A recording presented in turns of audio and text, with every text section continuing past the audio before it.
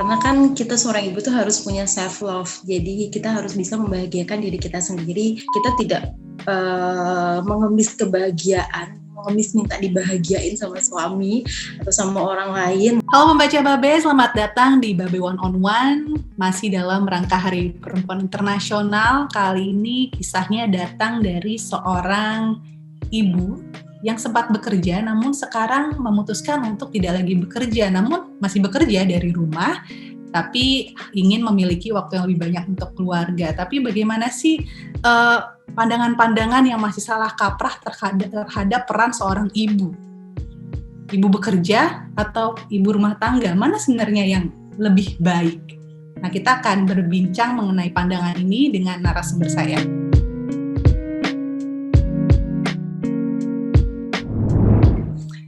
Halo Mbak Zara, selamat datang di Babe One on One. Apa kabar? Halo, alhamdulillah kabarnya baik. Semoga semuanya juga dalam keadaan sehat selalu ya.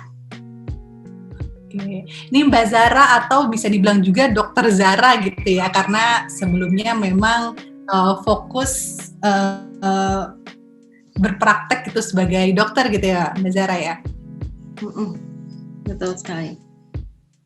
Oke. Nah, sekarang setelah memutuskan untuk berhenti praktik gitu, tidak lagi menjalankan kerja 9 to 5 gitu, karyawan seperti biasa, apa sih saat itu yang membuat Mbak Zara berpikir, oh aku berhenti bekerja dan mulai bekerja dengan waktu yang lebih dinamis gitu dari rumah agar bisa lebih fokus menjadi ibu rumah tangga. Saat itu apa yang menjadi pertimbangan? Jadi ada banyak sih ya untuk bisa memutuskan harus resign dari sebuah pekerjaan, apalagi mengingat suami saya adalah seorang residen, jadi seorang dokter yang sedang belajar kuliah sebagai dokter spesialis, di mana beliau kan belum boleh praktek ya, sehingga mau nggak mau sebenarnya saya menjadi tulang punggung keluarga. Tapi kenapa kok akhirnya malah memutuskan untuk resign? Jadi yang pertama adalah yang paling alasan yang paling kuat adalah karena anak gitu. Jadi ketika saya memutuskan resign itu, saya melihat bahwa tumbuh kembang anak saya itu khususnya di bahasa ya, itu hampir ke arah speech delay. Jadi sebelum itu terjadi, saya nggak mau sampai ke arah sana, sehingga akhirnya ya udah harus memutuskan untuk resign. Jadi yang pertama alasannya karena anak ya, tumbuh kembang anak. Terus yang kedua sih karena dari segi kesehatan ya, karena kita tahu bahwa ini situasinya lagi pandemi. Jadi di rumah saya itu banyak banget resiko. Jadi orang-orang yang beresiko di dalam rumah. Dari suami, terus adik ipar, di mana mereka itu sama-sama dokter yang bekerja di rumah sakit umum pusat. Jadi kita tahu ya bahwa rumah sakit umum pusat itu kan rujukan dari semua rumah sakit, sehingga mereka adalah garda terdepan yang otomatis pasti resiko penularannya itu tinggi. Nah, saya pikir kalau misalnya saya resign, setidaknya resiko penularan di rumah itu sudah nggak terlalu parah gitu loh. Nah kan kalau kita lihat banyak banget mungkin ya perempuan Indonesia lain yang mungkin di posisi Mbak Zara gitu. Waktu itu saat itu mungkin galau, apakah saya harus resign, tapi dengan banyak pertimbangan juga, tidak bisa resign juga, atau misalnya sangat sulit untuk memutuskan itu gitu. Sementara juga ingin mengurus anak dengan lebih 100% gitu. Tapi apa sih pandangan yang mungkin salah kaprah atau mungkin komentar-komentar atau judgement yang salah yang sering didengar oleh para ibu bekerja, Mbak Zara? Para ibu bekerja ya, waktu saya bekerja itu sebenarnya tuh mau kita bekerja atau mau jadi ibu rumah tangga, judgement negatif itu pasti ada ya. Pasti banyak orang-orang yang ngomong yang negatif. Nah kalau yang ibu bekerja itu biasanya pertama pasti dibilang dia itu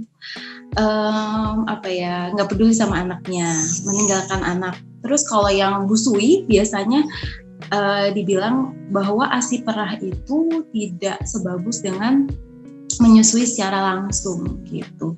Nah biasanya tuh si ibu-ibu ya pastilah di hatinya kan ngerasa padahal udah berusaha nih pumping pas kerja tapi kok malah ada yang bilang nggak bagus ya gitu, pasti kan sedih juga ya. Karena saya juga pernah ngalamin sih waktu masih bekerja, bahkan anak saya itu saya tinggal dari usia 0 bulan. Jadi bener-bener setelah melahirkan itu cuma seminggu di rumah terus langsung kerja lagi. Luar biasa banget. Mendengar komentar-komentar atau pandangan seperti itu, terlebih lagi mungkin bila komentar itu datang dari orang terdekat gitu ya. Apa sih dampak secara mungkin mental atau mungkin bahkan fisik yang dirasakan ke Mbak Zara pada saat itu? Memang seringnya dari orang yang terdekat, Mbak. Nggak tahu kenapa ya, memang kayak gitu ya. Mungkin kalau ngomong negatif itu dari orang terdekat lebih enak kali ya, karena misalnya kayak orang tua gitu ya, kayak mungkin menurut mereka udah biasa sama anak sendiri, padahal sebenarnya kita juga sakit hati ya sebenarnya. Yang waktu saya bekerja itu emang lebih banyak dari orang terdekat, dan akhirnya sebenarnya cara terbaik itu adalah nggak dengerin gitu, jadi masuk kanan keluar kanan, jadi nggak sampai masuk kanan keluar kiri gitu. Terus ya, dan yang paling penting itu kita harus validasi dulu perasaan kita, jadi supaya perasaan kita itu nggak terpendam gitu. Kalau misalnya mau nangis nggak apa-apa, nangis aja gitu. Nah mau nangis, mau marah, mau kesal nggak apa-apa, tapi dialirkan dengan cara yang elegan. Jadi ucapan mereka cukup kita dengarkan saja dan tidak untuk mempengaruhi sebuah keputusan dari kita atau mempengaruhi peran kita, mempengaruhi aktivitas kita, jangan sampai ke sana. Rutinitas monoton dan juga harus adaptasi di kebiasaan-kebiasaan baru saat ini gitu. Pernah seberapa sering sih Mbak Zara berpikir, aduh aku butuh waktu untuk diri aku sendiri, ini aku butuh me time gitu? Setiap hari. Karena stresor jadi seorang ibu itu tinggi banget loh sebenarnya gitu, karena kan nggak hanya ibu pekerja, ibu rumah tangga juga gitu. Jadi setiap hari sejenak kita berikan waktu untuk diri kita sendiri, tapi usahakan me time-nya berkualitas gitu ya. Karena kan kenapa saya bilang setiap hari, karena suami saya nggak bisa berharap suami saya bisa gantian jagain anak, karena suami saya kan jadwalnya sangat padat, jadi ya saya harus berusaha sendiri gitu. Biasanya pas anak tidur, baca buku, karena kan kita seorang ibu tuh harus punya self love, jadi kita harus bisa membahagiakan diri kita sendiri supaya kita itu nggak tidak tergantung dari orang lain gitu. Jadi kita tidak mengemis kebahagiaan, mengemis minta dibahagiain sama suami atau sama orang lain gitu. Karena kan kita ini jantungnya rumah tangga, jantungnya keluarga. Kalau misalnya ibu itu bahagia, maka seisi rumah akan bahagia.